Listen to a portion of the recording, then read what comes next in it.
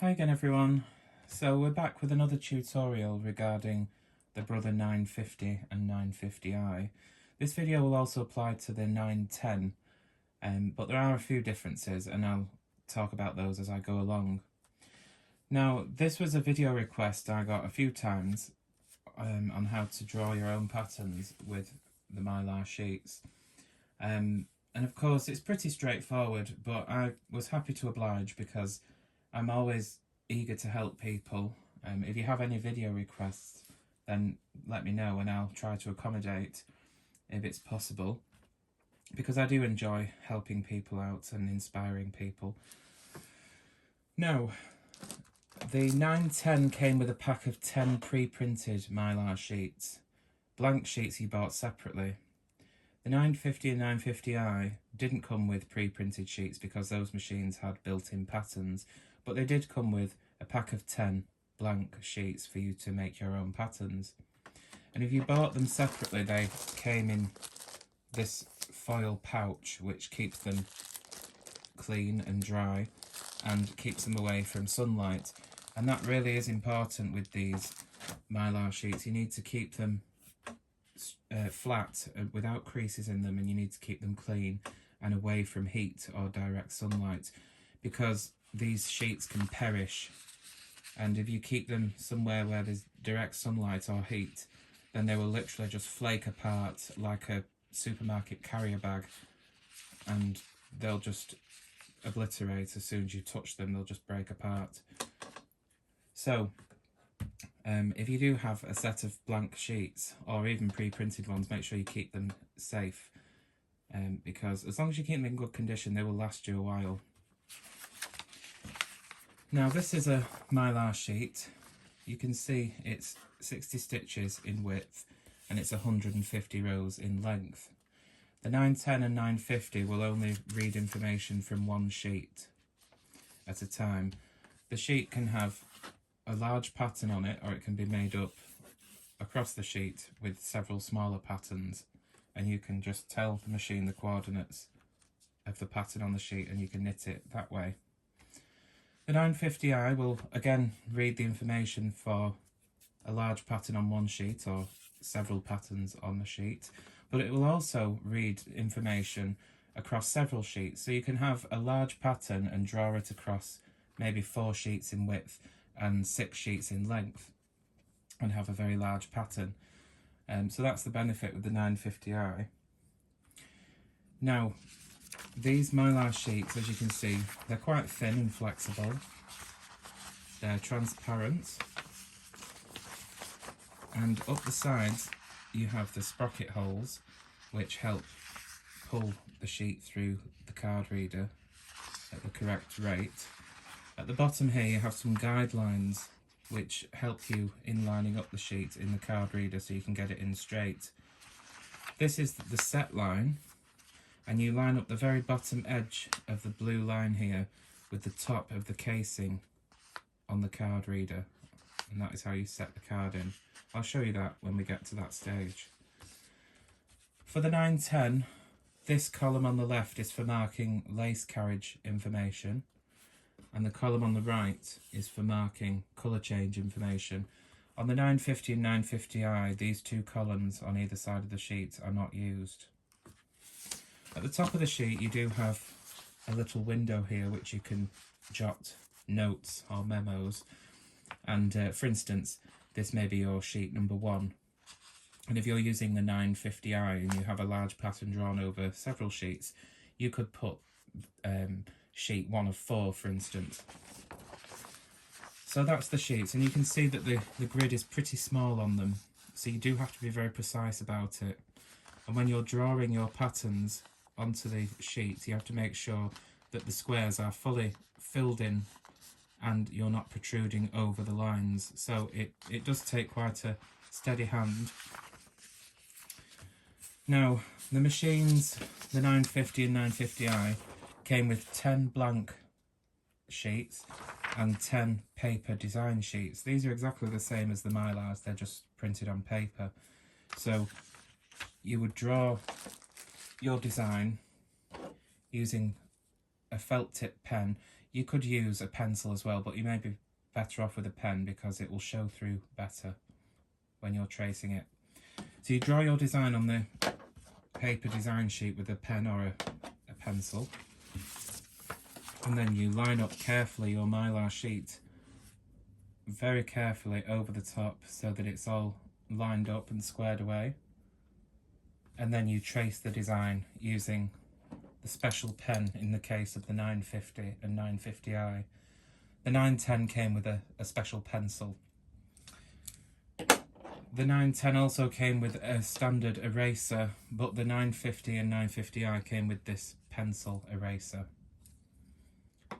There's also a stencil that comes with all three models, and for the 910 you can use this for erasing small sections of the pattern or for drawing sections of the pattern. Because of the pen that's included with the 950 and 950i, it's not advisable to use the stencil for drawing out your pattern. You just use the stencil if you need to erase small sections. Now, there were books available that Brother made, and they included scale size charts in the book, and you could simply put your Mylar sheets over the top of these scale size charts and trace using your pen or pencil, if you're using the 910, the markings that you need to place on the sheet itself. Now, if you're using the special pen, if it's not been used for a while, or if it's new, you need to make sure that you give it a good shake. It has a ball bearing in it, so you can mix the ink inside. And then get a piece of paper, and this one's fine, as you can see, because it's already been used, but you'll have to prime the tip if it's a new pen, and it just pushes in and out on the paper, and just do that until the ink saturates the nib. Don't do it too much because you don't want the ink to flood. So I'm going to use the pattern in this book, pattern number 21 from the Electronic Patterns book. So what I'm going to do is I'm just going to move the book out of the way for a moment. I'm going to use the special pen that comes with the 950i. And I'm just going to put E, K, L, P, Electronit Lace Patterns, and I'm going to put a dash and 21.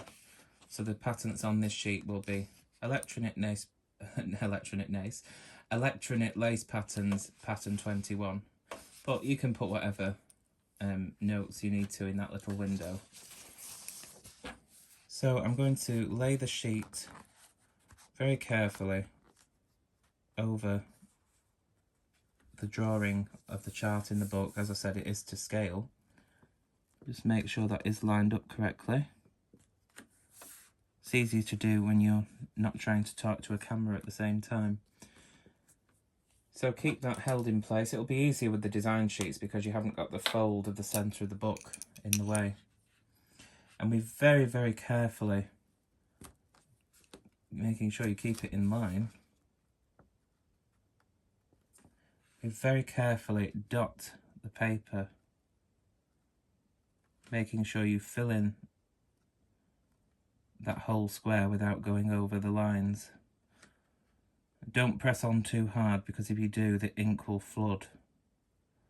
So it does take a little bit of practice.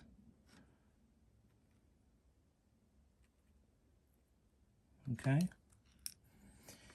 Now, if you have large sections of pattern, you can just fill it, dot out the outline, and then colour it in.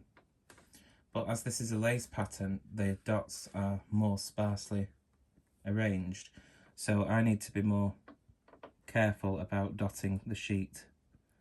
But always dot very, very lightly with the pen. It's not so bad with the pencil because you can, keep it in the lines better.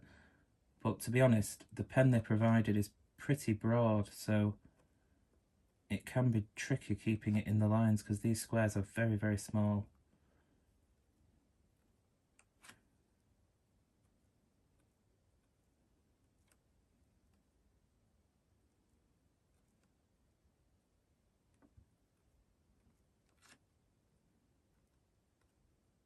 One thing I failed to mention is you're better off starting at the top and working down, because of course as you go up you may smear the dotted squares that you've put on the sheet. So it's always best to start at the top and work down, and as you go continue to check that the sheet is lined up at all times.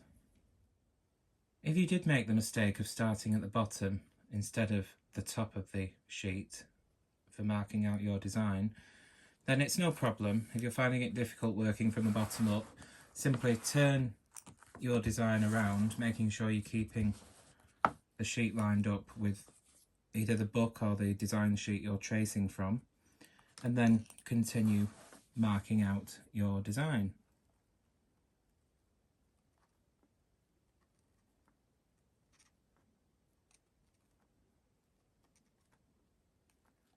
You may find that if you're doing a large design that the tip of your pen, if you're using the special pen with the 950 and 950i, that it dries up a little bit as you go.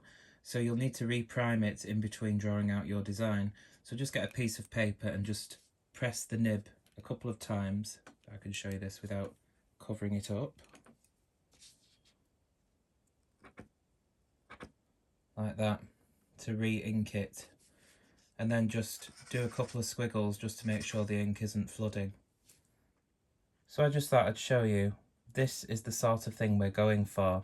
We've got nice bold squares filled in completely, and we've kept within the lines. It doesn't matter if you protrude very, very marginally over the line. They need to stay inside the squares for the most part, and the squares do need to be filled in, and the pen needs to be quite bold in colour for the card to read properly. If you're using a pencil, in the case of the 910, make sure the squares are completely filled in and that it's well shaded so that it's dark enough for the card reader to read properly. Here are a few examples of what you don't want.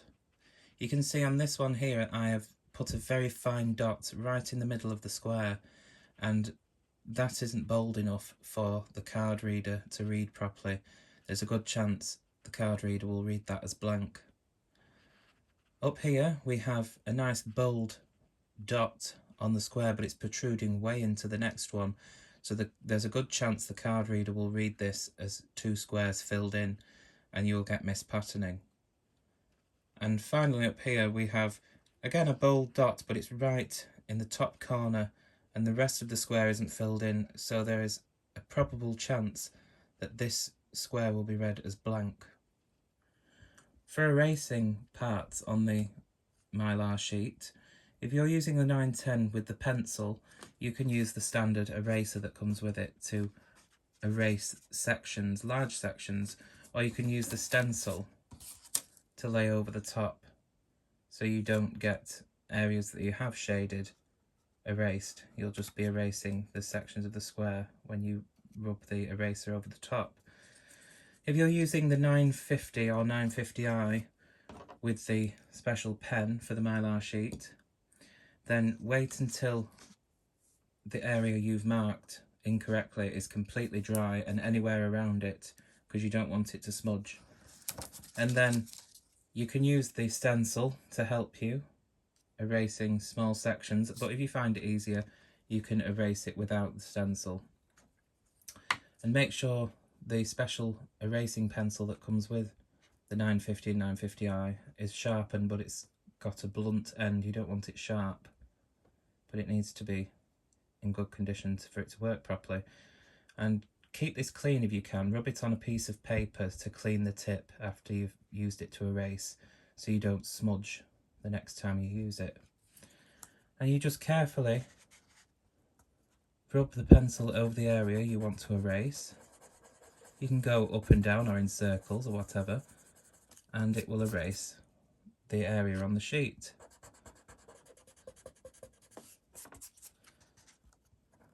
And it can get messy,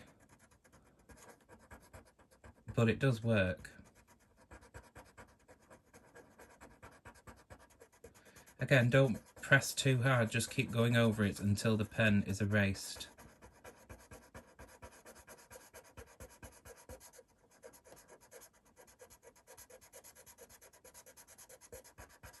Okay, and there we are.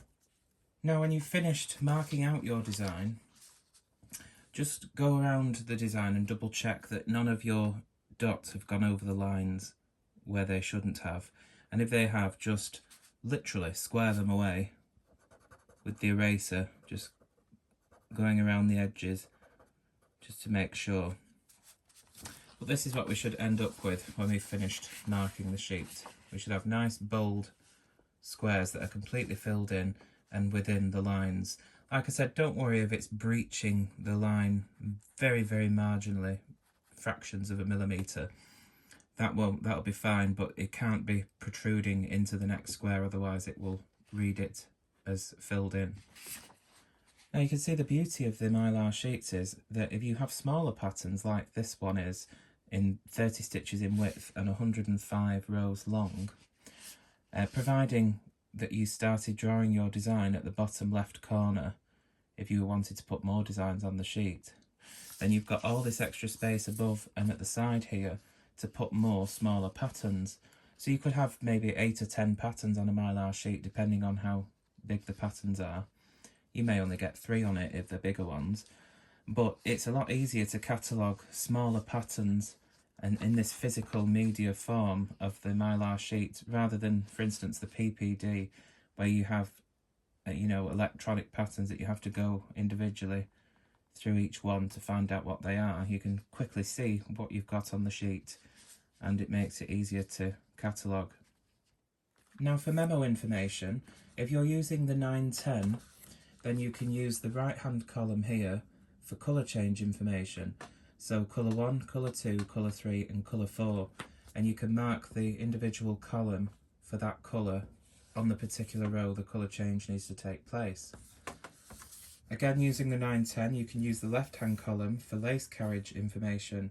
You can put a dot in the squares there in the column for when you need to knit 2 rows with the lace carriage, or you can put numbers or different symbols for if you need to knit more than 2 rows or if you need to switch between lace and fine lace. You can use that column there. But if you remember, if you're using a 950 or 950i, the left and right columns here for memo are not used on those 2 machines because the 950 and 950i display the row you're about to knit at the top of the card inlet slot exactly on the row that you're knitting, whereas the 910 reads row 1 down here and displays row 1 up here. So if you think of a punch card machine, it's the same principle. So we can't use these columns for the 950 and 950i. Instead, we need to mark the sheet exactly on the row according to this gauge here next to the actual pattern area and not these columns. So you can either use different coloured pencils if you have different notes to make. Say for instance you're doing a lace and fine lace pattern and there may be 2 rows or 6 rows in between. You can use different coloured pencils to mark little squares because there isn't much room here to put much else. So you can use different coloured pencils to mark different squares and make a little cheat sheet for yourself with a key, knowing what those colours mean for you to do. And as you knit on and on and on, you'll get used to what the symbols or different coloured pencils mean. Same applies for colour change information. You can use different coloured pencils to help you on what colour to change to, because of course we can't use this 1, 2, 3, 4 thing going on here. But remember that you need to mark the sheet with the memo information outside the pattern area, so outside the grid, the main grid here. Now since I'm just going to mark 2 row memos for this pattern, I'll just use a standard pencil. It's a good idea to use something other than the pen or pencil that you mark the sheet with, because you may get confused. So as you can see, because I'm copying from this book here, I do actually have a memo information column. So what I'm going to do is I'm going to line that memo information up, this memo column in the book, with row 1 on the actual sheet there, and make sure it's lined up all the way up. Okay, And then I can use my standard pencil here, whoops, a bit off there, and just mark those, just shade them in where I need the memo information. Again, this is outside the pattern area. So for the 950 and 950i, ignore these columns up the side and just mark in between them like this. Okay, so there's our finished pattern, and you can see I've marked the memo information for the lace carriage up the side there. And now it's ready to be read by the machine. So on all three models you need to attach these card guides. They come in the accessory box and they go on with this way facing you. So that loop end goes into the back of the machine, and then it rolls forward, and that sits behind the card inlet slot. So there are slots on the back of the machine, and you just slide them in, push them in place like that. Sorry, there's a little bit of shadow in the picture there, but here's a better angle so you can see. They go this way, this part facing you, and that goes behind the card inlet slot. You push the back of it into the slot on the back of the machine, and that's the card guides in place. On the 950 and the 950i you get this extra card guide, and with the U shape facing up like that, you slot it into this screw here. You just line it up and push it forward. Now, one thing I forgot to mention was to make sure when you drew your design on the sheet that the sheet was the right way around. In other words, that you've drawn the design on the front of the sheet and not on the back. I suppose it's easy to do, but it's pretty self-explanatory because, of course, on the back of the sheet the numbers would be the wrong way around, and there where it says set line will be reversed as well. But anyway, I just thought I'd point that out since it was in my head.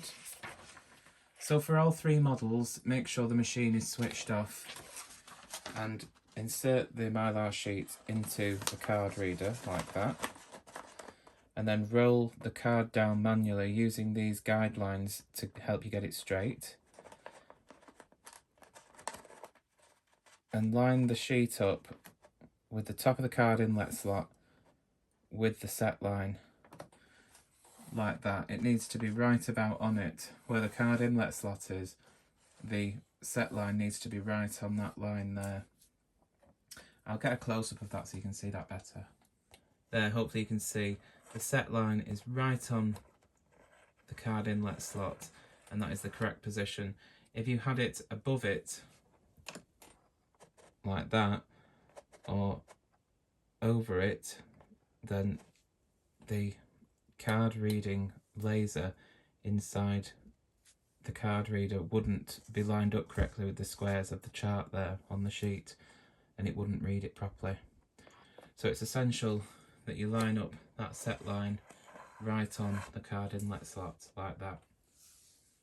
Now switch the machine on and just check that the set line on the card is still right on the card inlet slot there, and that's fine. Sometimes it has a tendency, depending on where you've left the little wheel that you move the sheet with, it can jump above or below.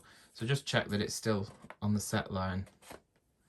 Now for the 910, the console is very much the same in appearance as the 950 and 950i, but it does work differently, of course. So for the 910, what you would do here is you would program it exactly how you would do any other Mylar sheet you would knit with that machine. So you'd press the memory button and this light here would come on. You'd check your pattern selector switch, press the memory button again, and the light at the bottom of the boat would come on, and you would enter the bottom row of the pattern on the sheet, press it again, enter the top line, press it again, enter the left, press it again and enter the right. When you press the memory button a final time, the ready light will come on and you're ready to knit. On the 950 and 950i, we have to tell the machine to read the card. For the 950, you enter 901, that's the card reading mode, and you would enter either the specific coordinates of the pattern you want to read, or you could read the whole sheet by putting in 60 stitches in width and 150 rows. For the 950i, which is the machine I have, which I can demonstrate for you, with the ready light on we enter 777, press the memory button. A number appears in the window and the pattern number light comes on, so the machine's telling me that the card I'm about to read will be stored in the machine under pattern number 903. So I say yes, that's fine, so I press the memory button. The light on either side of the boat on the card comes on and the machine is asking me how many cards wide is my design. Because remember I said the 950i can store up to 28 Mylar sheets, and you can have a pattern drawn over 4 sheets in width and 7 sheets in length. My pattern's only on 1 sheet, so it's only 1 sheet wide, so I enter 1 and press the memory button. The lights at the top and the bottom of the boat on the card comes on, and the machine's asking you how many cards long is your design. Again, mine's just on 1 sheet, so I enter 1 and press the memory button. The ready light comes on, and now we simply press card forward and all the information on the sheet will be read and stored in the memory. So here we go then. Press card forward and the sheet will now be read.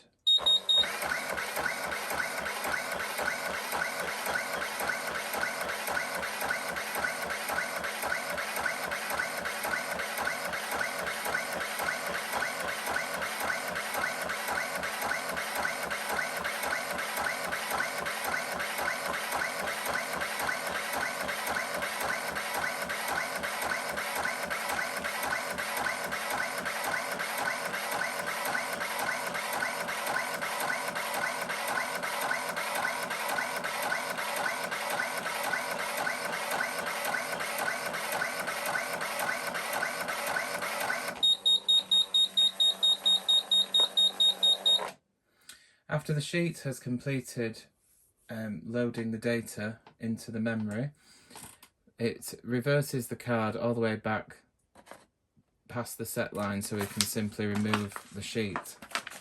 And now the information on this sheet has been stored. If we don't have any memo information, we can just knit this pattern as a built-in design, just calling up for the pattern number 903 there that it allocated this sheet, and then just using the coordinates off the sheet there to knit the pattern. But if we do need memo information, we can reinsert the sheet into the reader, make sure the machine's off, and line it back up with the set line, and turn the machine back on, and now we can use this card for memo. So in order to knit the design we've stored from the Mylar sheets on the 950 and 950i, we call up the pattern number the sheet was stored under. On the 950 it will only be 901, but it could be any pattern number on the 950i, so whatever it allocated for the sheet on your 950i is the number you need to call up. So I'm going to press the memory button. I'm in mode 990, which is the basic mode. If I wanted more features from these lights here and be very specific on what I wanted to do with the pattern, I could enter mode 999, but patterns as drawn, mode 990 is fine. So my ready light's on, I'll then press the pattern number light and enter that pattern number the sheet was stored under, which is 903. I press the memory button and the light at the bottom of the boat comes on. So the first row of my pattern is row 1. The top line is 105, I believe. The top line is 120. I'm sure I said 105 earlier in the video. Anyway, the top line of the pattern is 120, so I enter that, press the memory button. The left edge is 1 and the right edge is 30. Press the memory button and we get the ready light. Now hopefully you can see here towards the right of your picture that when I press card forward to begin the design, it will take the sheet to row 1, like that. And now we're ready to start knitting. So I've got my lace carriage on, since this is a lace pattern, and I can start my pattern knitting.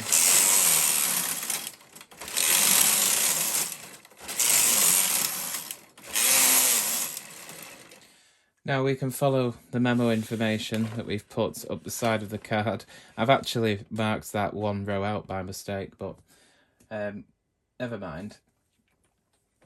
It's only a simple lace transfer pattern anyway, but you get the idea.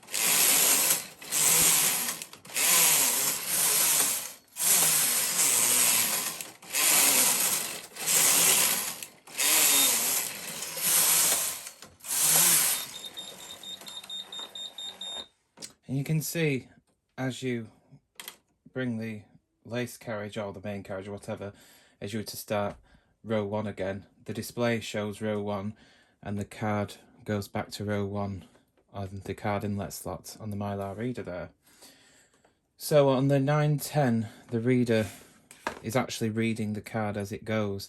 On the 950 and 950i, the card is just there, advancing through the slot just so you can use it for any memo information you may need, which would have been helpful to me if I'd have marked it in the right place. But anyway, I'll knit another repeat of this pattern and take it off the machine and show you what it looks like. Okay, and after a bit of blocking, this is the pattern that we marked up on our Mylar sheet. If we compare it to the pattern in the book, you can see it's the same pattern.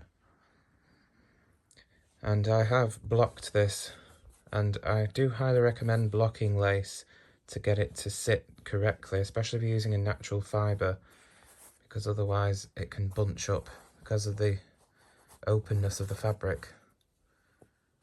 You are better to block it, because it does have a beautiful drape then, and it just opens the stitches up better. But anyway, that's veering off a little bit off topic. But there we go, that is creating your own patterns using Mylar sheets on the 910, 950 and 950i. Hope you found this video useful and interesting. See you again soon. Take care.